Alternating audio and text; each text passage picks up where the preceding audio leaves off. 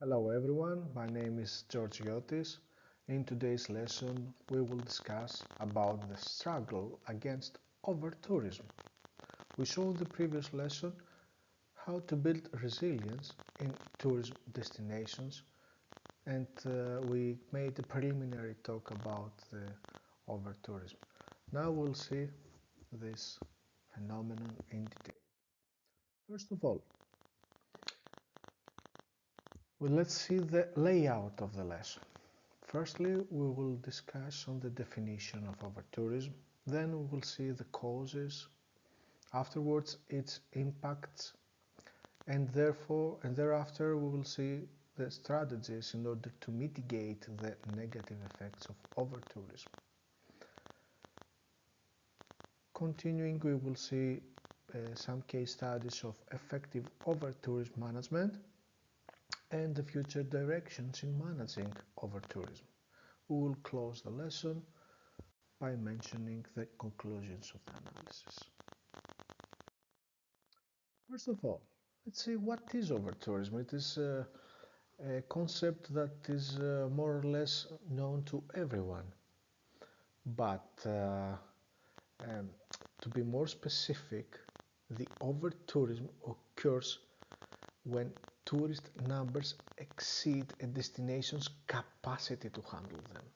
The meaning of capacity has many dimensions, and there has been formulas developed in order to calculate the capacity of an area. It's a very important issue.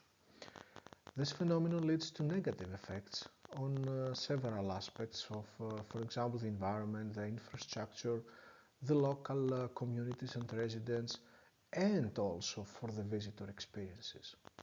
They cannot enjoy their trip, their travel, their vacation, whatever it is, at the maximum point due to over-tourism. Therefore, managing and mitigating over-tourism has become a priority for many destinations as they seek to balance the tourism benefits with sustainable practices. Which are the causes of over-tourism? First of all, the growth in travel accessibility, the budget airlines, the competitive pricing, and the rise of online booking platforms have made travel accessible to more people worldwide. It was a situation that it didn't happen in the past.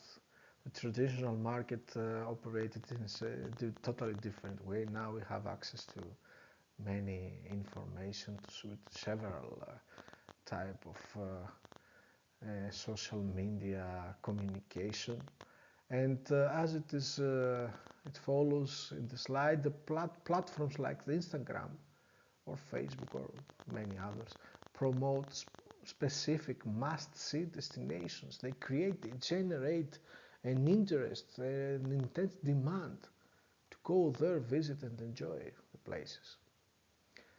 Moreover, cruise tourism. It is quite popular in coastal cities. This type of tourism brings thousands of visitors for short visits.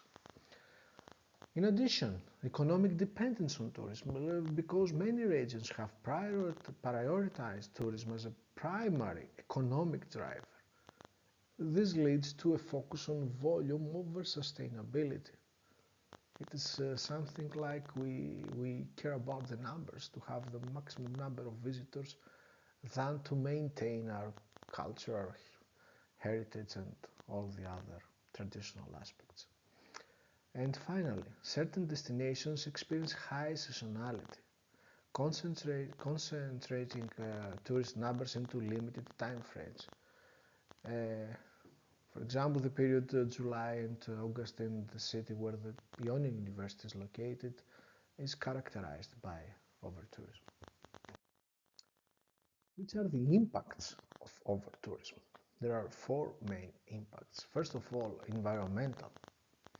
Popular sites can suffer from pollution, litter, erosion, biodiversity loss. For instance, coral reefs in popular diving areas often experience bleaching and habitat destruction due to excessive foot traffic and pollution. It happens in the Maldives, this this impact, this effect of over-tourism. Secondly, strain on infrastructure. It is quite common in places which are characterized by over-tourism. The overcrowding can overwhelm transportation, the waste management, the water, the public services. It affects not only the visitors but also the local residents, who in many cases react and make riots and violent reactions, like in Barcelona, a recent example.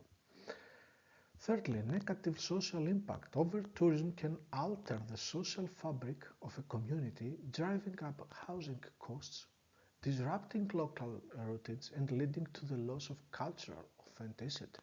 It is a very common characteristic that is given as a feedback from local residents who live in areas where the over-tourism is identified. And fourthly, diminished visitor experience. The overcrowding of destinations reduces the quality of the visitor experience as popular sites lose their charm and are overwhelmed by crowds.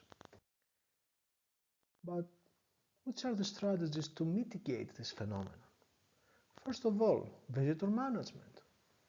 By limiting the number of visitors allowed at a given time, destinations can reduce environmental strain. For example, the Machu Picchu in Peru enforces strict daily visitor limits, and it had an effect. Secondly, timed entry, meaning that staggered entry times help spread visitors throughout the day and not gather all of them at a specific time. It reduces the crowd congestion. Venice is exploring this approach to manage the great influx of tourists during especially peak hours. Secondly, alternative tourism development, promoting lesser known destinations. It is a tactic which is made in Scotland. There are many places to see apart from the basic ones, and Scotland has promoted these lesser visited areas to ease the crowding in Edinburgh and the Highlands. Moreover, encouraging visits during off-peak seasons helps distribute visitors more evenly. For example, Japan has promoted travel outside of cherry blossom season to reduce the peak season strain. What else can we do? We can enforce economic strategies, like Amsterdam and Venice has applied tourist taxes, which can help generate revenue for maintenance and management while it discourages low-spending visitors.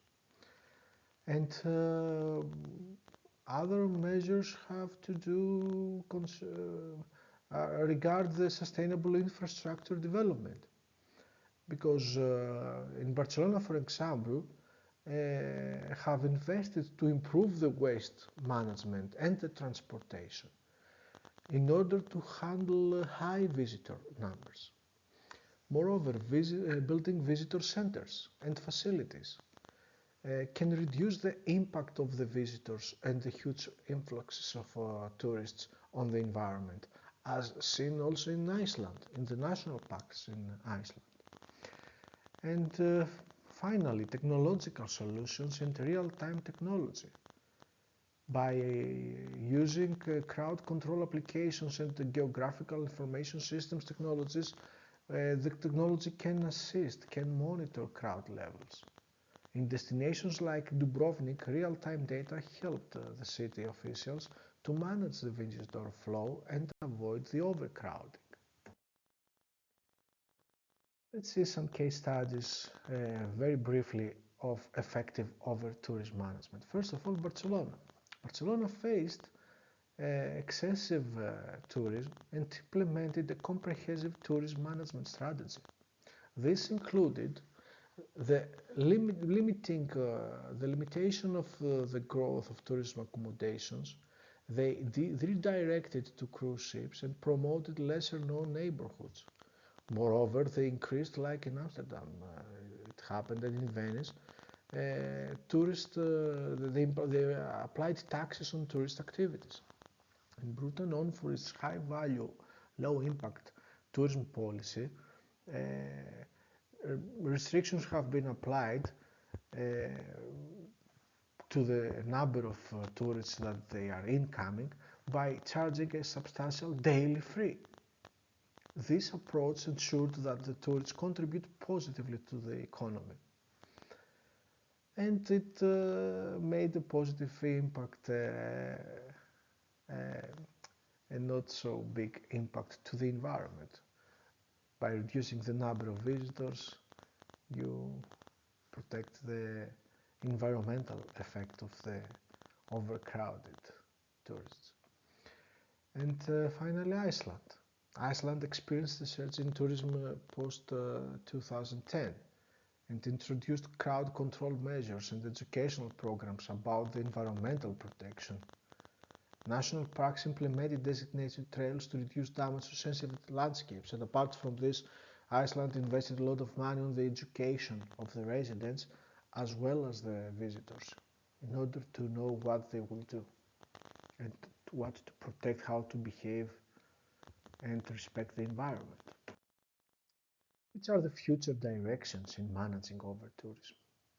Because the effective over-tourism management will require more collaboration, more communication, adaptive approaches, technology, additional use of proper social media use.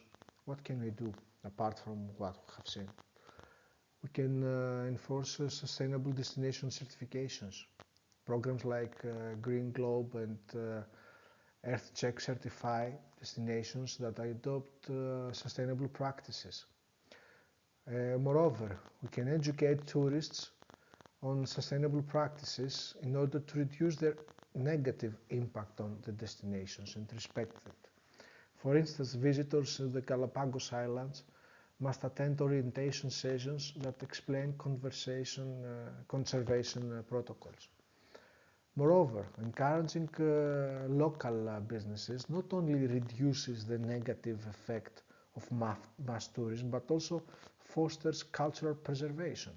The local businesses offer a more authentic experience to the visitors, and the positive economic benefits can be distributed more equitably within the community.